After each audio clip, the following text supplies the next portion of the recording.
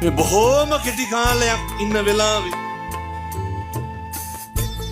වචනකින්වත් කිසි කෙනෙකුගේ හිතක් නම් රිත්තන්න එපා. වාචාය සංවරෝසා වචනේ සමරයි. නත්ති මේ සරණං අඤ්ඤං බුද්ධෝ මේ සරණං වරං. බුදුහාමුදුරුවන්ගෙන් තොර සරණක් පතන්න එපා.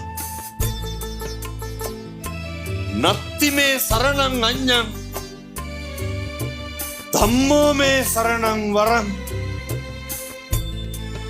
ධර්මයෙන් තොර සරණක් පතන්න එපා.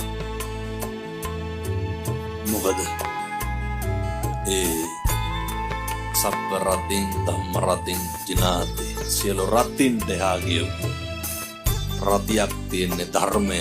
ඒක හොඳට කාවැදුනහම සබ්බ පාපස්සා කරන එකදු අකුසලයක්වත් කරන්න එපා.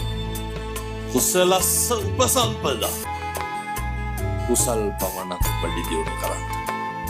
සියලු බුදුවරුන්ගේ අනුශාසනා. රහසින්වත් හිතකින්වත් පව් කරන්න එපා.